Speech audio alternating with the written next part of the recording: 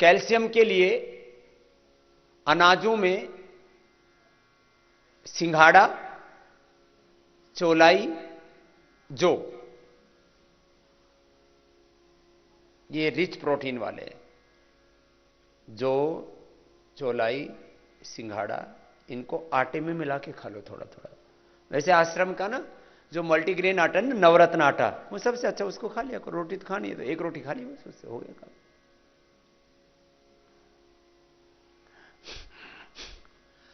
अब कई प्रकार के पोषक तत्वों की जो डेफिशिएंसी होती है, विटामिन डी, विटामिन बी 12 और कई प्रकार के ओमेगा 3, इसके लिए सबसे अच्छा है अलसी के बीज। वैसे अभी हमने इसकी पैकिंग उपलब्ध नहीं कराई है, अलग अलग लोग उपलब्ध कराते हैं, लेकिन बहुत महंगी भेजते हैं, लूट मची हुई है इसमें भी। तो ये अलसी, फ्लैक्स सीड बोलते हैं। अब इसके ऊपर इंटरनेट के ऊपर आप पढ़ोगे तो इसमें इतनी जानकारी भरी पड़ी, पूरी दुनिया में बहुत लोगों ने रिसर्च किया इसके ऊपर। तो फ्लैक्स सीड जो है, इसको थोड़ा सा भून करके भी ले सकते, थोड़ा सा नमक में भून लो तो ऐसे ही खाओ ना, तो खाने में इतना टेस्टी लगता है, मुंह में लिसलिसा सा हो जाता है, इतना टेस्टी लगता है, बाद में आपको बंद करना पड़ता है। लेकिन मैंने देखा थोड़ा गर्म होता है। जैसे मेरी पित्त प्रकृति है, यदि मैं इसकी 3-4 चम्मच खा लूं तो मेरी तो आंखें लाल हो जाती हैं। तो इसको थोड़ी मात्रा में खाया करो। तो इसको दही के साथ खा सकते हो, छाछ के साथ खा सकते हो, पानी में घोल के खा सकते हो, पाउडर ऐसे फांका मार के खा सकते हो, चबा के खा सकते हो। फ्लैक्सीड बहुत अच्छा है। ये तो आप अपने रूटीन में भी शामिल कर सकते हो, जैसे आप मेथी आदि अंकुरित और सब चीजें खाते हो ना, तो अलसी को तो आप डेली रूटीन में ले सकते हो। जितने भी अंकुरित है ना, ये आपके विटामिन डी और बी 12 की कमी को कम करते हैं। अंकुरित स्प्राउट्स ये खाया करो।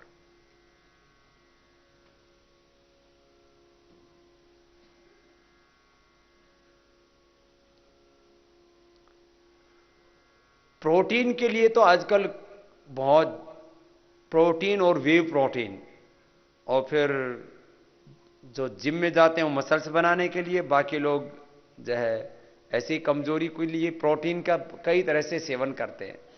नेचुरल प्रोटीन सबसे अच्छा होता है दालों में। लोग इसके लिए अंडे से लेकर के और पता नहीं क्या क्या फंडे, हे भगवान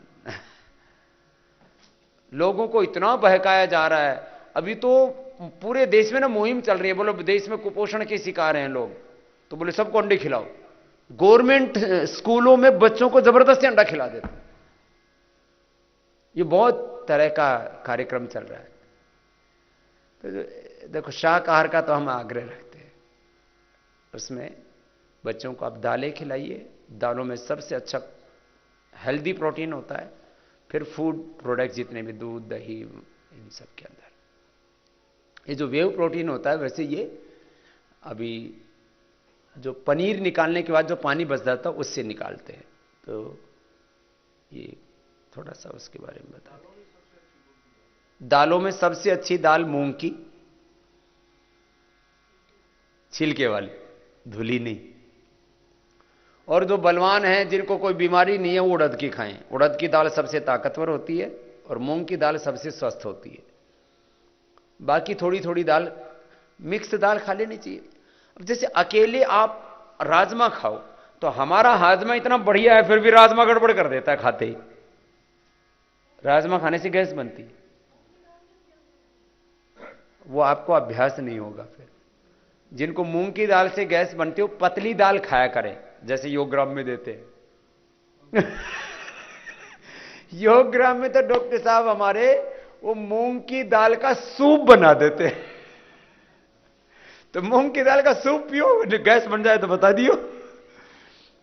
थोड़ा उसमें जीरा और थोड़ा ये अजवाइन है ना, वो डाल दिया करें जिनको गैस बनती है। हाँ, अंकुरित तो देते हैं।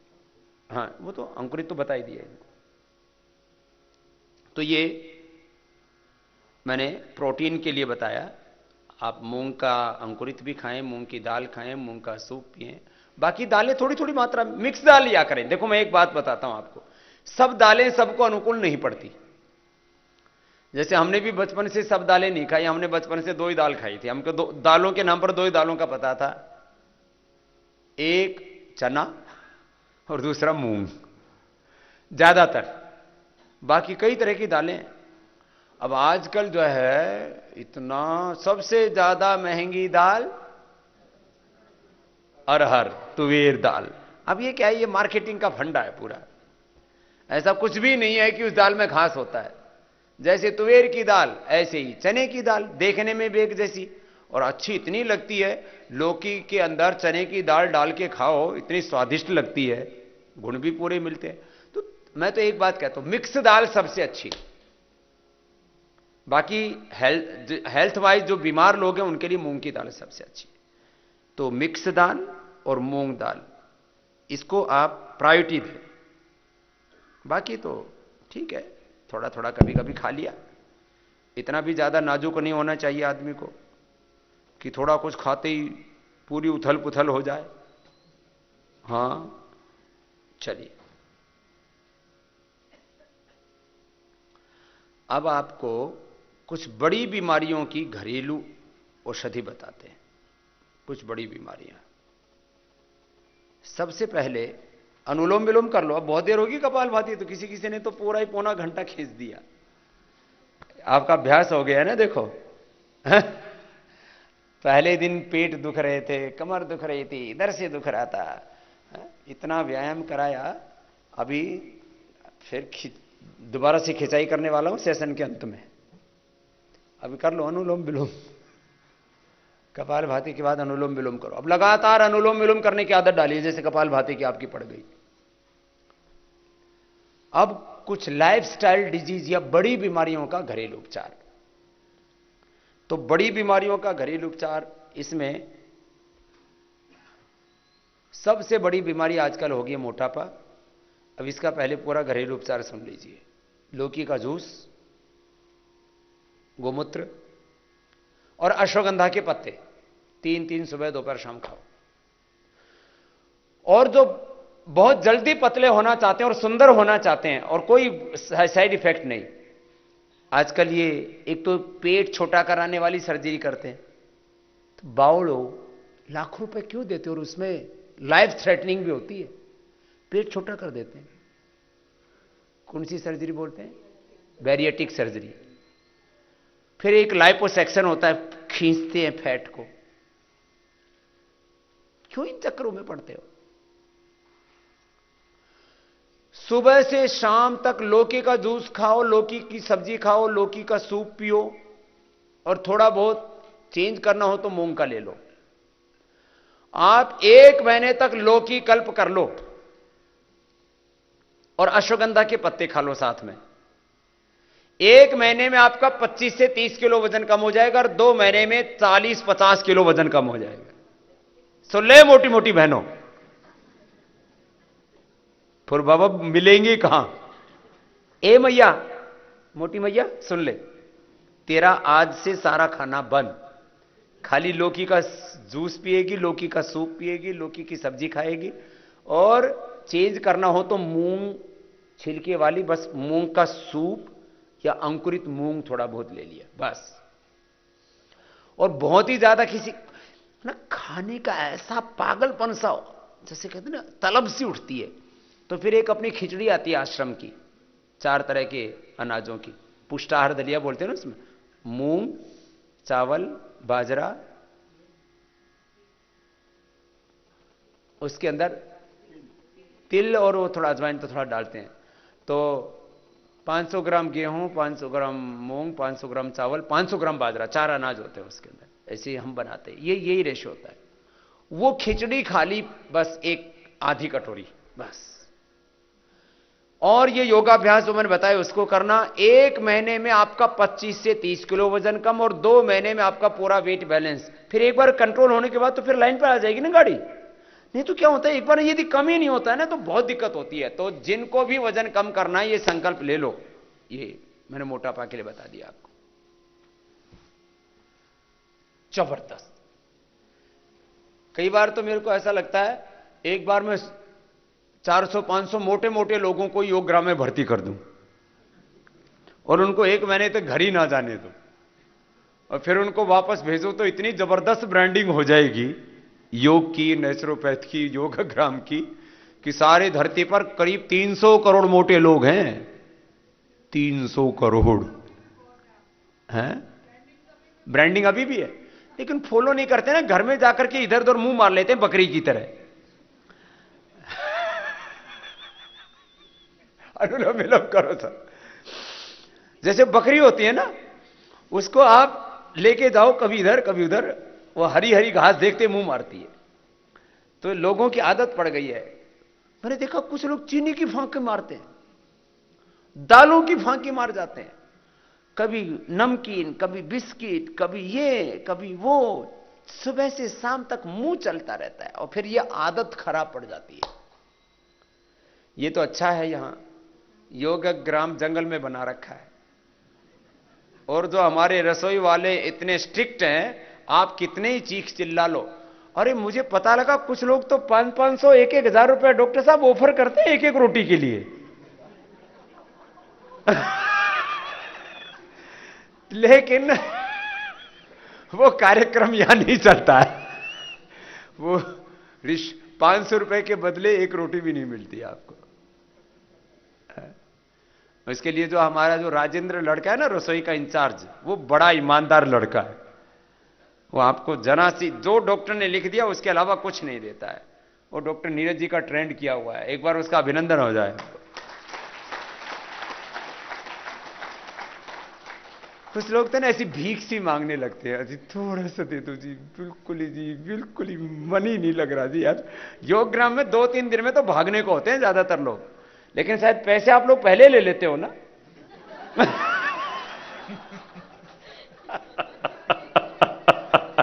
और जो बीच में छोड़ के जाते तो वापस भी नहीं करते। अरे वापस भी नहीं जाने देते।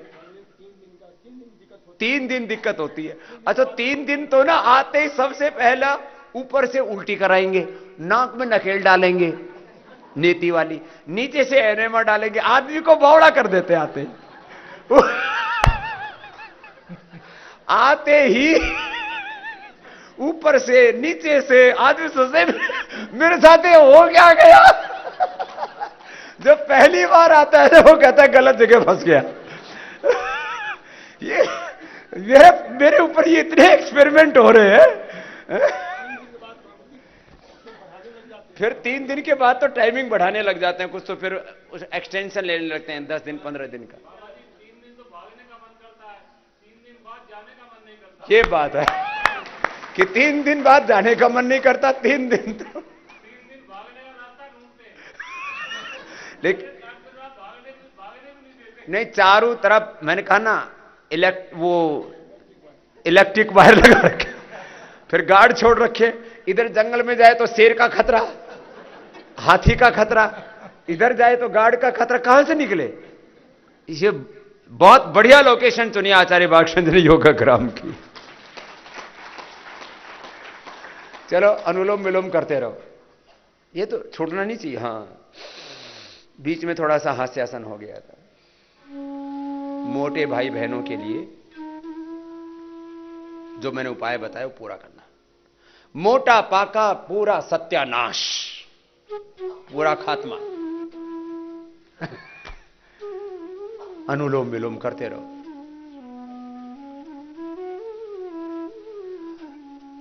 मोटे लोग जब खाना कम कर देते हैं तो फैट कार्बोहाइड्रेट में कन्वर्ट होकर के उनके शरीर को ताकत देने लगता है। आप ये जो हम उपाय बता रहे हैं, इन उपायों के अकॉर्डिंग योग करते हुए आप मोटापा कम करते हैं ना, तो आपको कहीं पर भी एक तो ये नहीं पड़ेंगे, जो धारियां पड़ जाती है ना, ऐसे ऐसे झुर्रियां पड़ जाती हैं, चमड़ी लटक जाती है, ये कुछ नहीं होगा। चमड़ी पूरी टाइट रहेगी, माने सुंदर भी बनोगे, स्वस्थ भी बनोगे, मोटापा भी कम होगा, हड्डियां मजबूत होंगी, हीमोग्लोबिन बढ़ेगा। नहीं तो ये उपाय शादी करके, जैसे आजकल कुछ लड़कियां शादी कराने के चक्कर में कुछ नहीं खाती, चक्कर आकर के गिरती रहती हैं और वो बीमारी हो जाती है। फिर बहुत तरह की उनकी शरीर में समस्याएं हो जाती हैं। उनका मसल्स वीक हो जाता। हार्मलेस वेट लॉस होना चाहिए, इसको बोला जाता है मेडिकल टर्मिनोलॉजी में। अनुलोम विलोम करते रहिए। अब ऐसे लोग बीपी का बताते हैं, कितना ही भयंकर बीपी हो, लौकी का जूस पियो सुबह शाम, अनुलोम विलोम करो, और खान पान जैसे बताते हैं यहां अंकुरित आदि और सामान्य। पहले ही दिन से बीपी की दवाइयां बंद 99% लोगों की। तरबूज बहुत अच्छा है। तरबूज मोटापा के लिए भी, तरबूज मोटापा के लिए भी और बीपी के लिए भी। डॉक्टर साहब तो उसका तरबूज का कल्प बता रहे हैं। तरबूज ही खाओ। वाटरमेलन लाल लाल, डायबिटीज में कोई दिक्कत नहीं होती। थोड़ा थोड़ा खाते हैं ना, एक एक कटोरी खाते हैं, उसमें लो शुगर होता है, स्वीटनर तो होता है उसमें। वो इंजेक्ट वाले तो अब थोड़े बहुत तो कुछ थोड़ा। तरबूज का रस मत पीना। देखो मैं आपको बात बताता हूं, मैं स्वस्थ आदमी हूं, पूरी तरह से स्वस्थ हूं। मैं तरबूज का जूस पीता हूं तो मुझे गैस बन जाती है, और मैं तरबूज पूरा 1-2-2.5 किलो का तरबूज खा जाऊं कोई तकलीफ नहीं होती। तरबूज इसलिए थोड़ी सी चीज चेंज होने से ना उसकी पूरी फ्रीक्वेंसी चेंज हो जाती है, पूरा उसका मैकेनिज्म चेंज हो जाता है। अब जैसे पेठा का जूस पियो, वो अच्छा है। अब पेठा आप खा नहीं सकते, पेठा का जूस पियो, लौकी के जूस की तरह, वो भी लाभकारी है, ब्लड प्रेशर में भी, मूत्र रोगों में भी, और मोटापा में भी, हार्ट की प्रॉब्लम में भी, एसिडिटी में भी। यूरिक एसिड को कम करने के लिए जो पेठे का जूस, ये आगरे का पेठा ना, एक आदमी ने तो कमाल कर दिया, पेठा खरीदा और उसको कूट कूट के जूस निकाल रहा।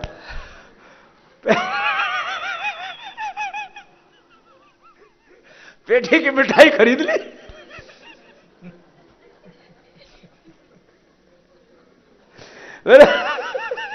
डॉक्टर साहब ने बताया था पेठे का जूस पियो।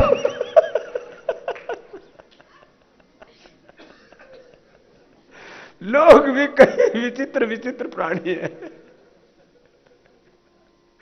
तो पेठे का जूस मतलब वो पेठा गोल गोल होता है, वो मिलता है।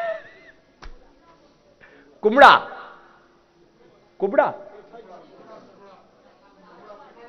कुमड़ा भी बोलते हैं कहीं कहीं कुमड़ा, जो व्हाइट गोड बोलते हैं, एस गोड बोलते हैं, जो भी बोले, कुमड़ा बोले, पेठा, समझ गए ना, सब समझना चाहिए।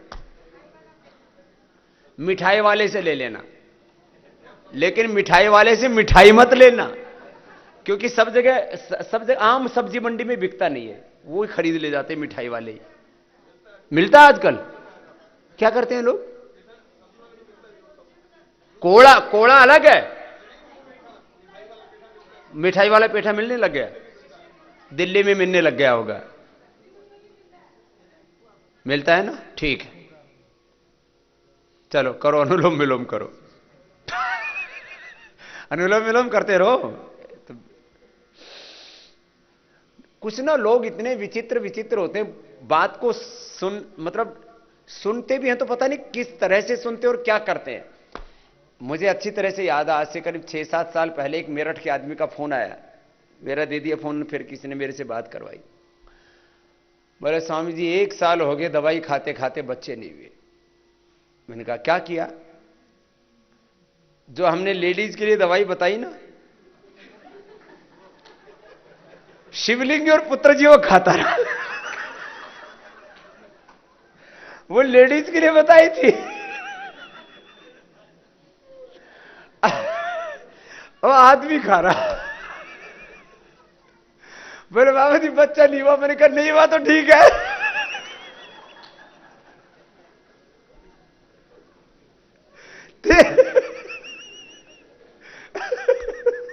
ऐसे ऐसे काम करते हैं लोग।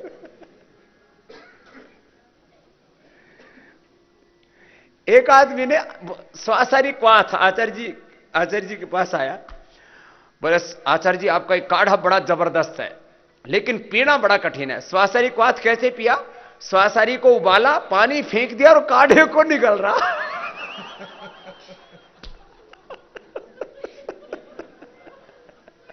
बोला उसको बड़ा कठिन है दवाई को। तो ये उल्टे उल्टे काम मत किया करो है? चलो अनुलोम विलोम कर लो है। तो मैं ब्लड प्रेशर के लिए बता रहा था, लौकी का जूस, पेठे का जूस और ये वाटरमेलन खाना, मोटापा के लिए भी सेम है ये सारी चीजें, मोटापा और ब्लड प्रेशर। अद्भुत। अनुलोम विलोम करते रहो करते रहो।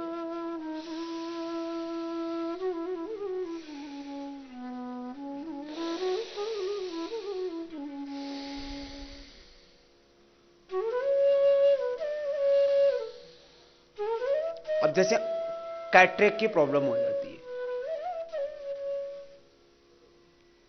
ग्लूकोमा, अपनी दृष्टि आई ड्रॉप डालो और आंवले के रसायन सप्तामृत लो, मुक्ता सुक्ति भस्म। नहीं तो खाली आंवले का सेवन करो, आंवले की चटनी बना के खा सकते हैं। अभी तो आंवला मिल रहा है, मार्च तक तो मिलता है। बाद में आंवले का चूर्ण, आंवले का रस। आंवले के रसायन क्या होता है, आंवले के चूर्ण में आंवले के रस की 21 भावना दे देते हैं, तो आंवले के रसायन बहुत ज्यादा प्रोटीन गुणकारी हो जाता है। तो आंवले का चूर्ण, आंवले के रसायन का सेवन करो और दृष्टि आई ड्रॉप डालो और अनुलोम विलोम लगातार करो, कैटरेक्ट भी दूर हो जाता है। कैटरेक्ट, ग्लूकोमा, हाँ वही वही दृष्टि आई ड्रॉप, जबरदस्त। इधर आ जाओ, अब अनुलोम विलोम करते रहो आप लोग।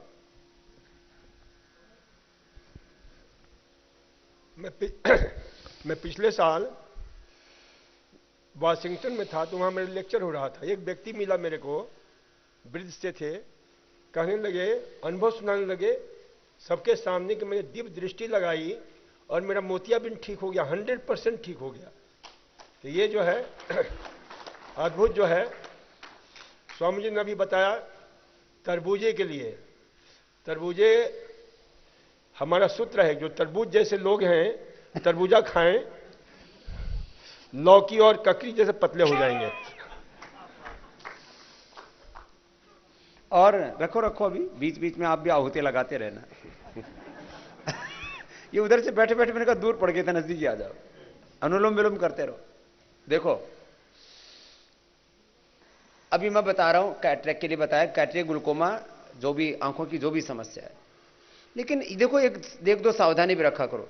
डॉक्टर साहब आप लोग भी, सलील जी आप भी, और डॉक्टर साहब भी बैठे हुए, जिनको एपिलेप्सी के दौरे पड़ते हैं उनको ये मत कराया करो। कईयों को दौरे पड़ जाते हैं जल नीति सूत्र नीति से। और दूसरी बात, जिनको कैटरेक्ट की प्रॉब्लम होती है, खासकर ग्लूकोमा की काला मोतिया की समस्या होती है, उनको भी कुंजर मत कराया करो, उससे प्रेशर बढ़ जाता है। जैसे आज ही अपने भाई सुधांशु जी का बढ़ गया है, तो मैंने उनको बोला भी दृष्टि डालो और आराम करो, शायद अभी वो कमरे में आराम ही कर रहे हैं, तो प्रेशर बढ़ जाता है थोड़ा, उससे थोड़ा इसका सावधानी रखना। अभी अगली बात, कोलाइटिस इतनी भयंकर बीमारी है, इसके लिए तो सबसे अच्छी चीज है, 3 चीजें परमानेंट बंद कर दो, घी, दूध और कोई भी आर्टिफिशियल मीठा, ये 3 तो परमानेंट बंद कर दो। और कपालभाति तो करो। मैं तो पुराने इनका सबसे पुराना रोगी हमारे पास है, अजय आर्य जी, जब आप महावीर जी में थे ना। जी जी जी। ये सबसे पहले हमको महावीर जी में मिले थे, बड़ी मुश्किल से ढूंढ के लाए इनको। ये भी एक जो है एक विशेष व्यक्तित्व है। तो वहां इनके पास वो इलाज के लिए गए थे उस समय, उनको इतना भयंकर कोलाइटिस, और कोलाइटिस का रोगी ना आंखों में आंसू बड़ी तड़पता रहता है, बहुत बुरी हालत है, शरीर भी बेकार हो जाता है, टूट जाता है, जो भी खाते हैं हजम नहीं होता है, हड्डियां कमजोर हो जाती है, मांसपेशियां कमजोर हो जाती है, पूरा शरीर बेकार हो जाता है, मन खुश नहीं रहता है। कपालभाति और इसमें सामान्य मुनक्का अंजीर आदि तो जो डॉक्टर साहब बताते हैं वो ठीक है ही है। सबसे इसमें अच्छा है छाछ का प्रयोग। और छाछ गाय के दूध की होनी चाहिए, नहीं तो बकरी के दूध की होनी चाहिए। वैसे डॉक्टर साहब तो आजकल सोया की भी देते हैं ना, सोयाबीन की छाछ। हाँ वो भी देते हैं। तक्रकल्प करवाते हैं, अनुलोम विलोम करते रहो। डॉक्टर साहब आप तक्रकल्प के बारे में बताओ, अनुलोम विलोम मैं करता हूं। करो आप लोग मेरे साथ साथ। ये तक्रकल्प यहां करवाते भी हैं, मठा कल्प, छाछ कल्प, रोगी को हम सिर्फ उसी पर रखते हैं। इसका विधान होता है कम से कम 45 दिन का। पहले हम 3 दिन का उपवास कराते हैं और फिर उसके बाद 3 दिन का उपवास में क्या देते हो? नींबू, नींबू और पानी, नींबू पानी, नींबू और उसमें शहद, नींबू पानी शहद। और फिर उसके बाद करीब 1.25 किलो दूध का आपके दही जमा करके फिर उसे मट्ठा बनाते हैं। और मट्ठा बना करके कितना पानी डालते हो उसमें स्वामी जी? यानी 100 ग्राम में करीब 100 मिलीलीटर में आपके 50 मिलीलीटर में 100 मिलीलीटर पानी डाल करके दुगना पानी डालो। जी हाँ, तो छाछ होगी पतली, पतली हो जाती है। तो ये जिनके पेट बहुत खराब रहता है उनके लिए। और कुछ लोगों को तो सिर्फ हम पानी भी नहीं डालते हैं, सिर्फ मट्ठा कल्प कराते हैं। और उसमें हर एक 1-1 घंटे के अंतर से देते हैं। पहले थोड़ा थोड़ा उसको जो है 1.25 लीटर जो दूध है, दूध का जो दही है या छाछ है उसको बनाया, फिर 1 लीटर का करते हैं, फिर 1.25 लीटर, फिर 1.5 लीटर, रोगी की सहन शक्ति के अनुसार, सामर्थ्य के बढ़ाते अनुसार। जाते हैं उसके सामर्थ्य के अनुसार, फिर 2 लीटर। और इस क्रम से यदि पेशेंट की हाइट जितनी है, 5 फीट का व्यक्ति है, 5 फीट 6 इंच का व्यक्ति है, तो उसे 5 लीटर तक जो है दूध का जो है छाछ या दही जो है पिलाते हैं। 5.5 लीटर दूध और छाछ है उसका दूध या तक्रकल्प जिसको हम कहते हैं, उसे जो है कराते हैं। वो डाइजेस्ट होने लगता है। फिर उसके बाद उसको 15-20 दिन तक इसी प्रकार से हम रखते हैं। फिर धीरे धीरे उसको जो है कम करते जाते हैं, उतारते जाते हैं। और धीरे धीरे फिर जो उसके खान पान का जो है, तो इससे रोगी का वजन भी बढ़ जाता है और उससे काफी पेट संबंधी बीमारियों में बहुत लाभ मिलता है। खास करके आंव संग्रहणी कोलाइटिस, ये इसमें तो बहुत जबरदस्त इलाज करता है। और इसमें फिर दूसरा बहुत अच्छा होता है अनार। अनार की तो बहुत महिमा, पेट के रोगों के लिए तो रामबाण औषध है। और ये मेरा हजारों रोगों पर किया हुआ प्रयोग है। कोलाइटिस के लिए इससे बढ़िया कोई दवाई नहीं। साथ में ही हार्ट की प्रॉब्लम के लिए बताना डॉक्टर साहब, अनार का अनार चबा चबा के खाओ, सबसे अच्छा तो वो है। उसमें फाइबर्स भी चला जाता है और वो बहुत देर लगेगी उसको लेकिन चबाने में। और अनार में जो यदि किसी को फाइबर से दिक्कत है ज्यादा से, तो थोड़ा उसको चबा लो और जितना अधिकतम हो सके महीन फाइबर तो चला ही जाएगा। फिर थोड़ा जो मोटा है उसको आप थूक सकते हैं, उसका जो मोटा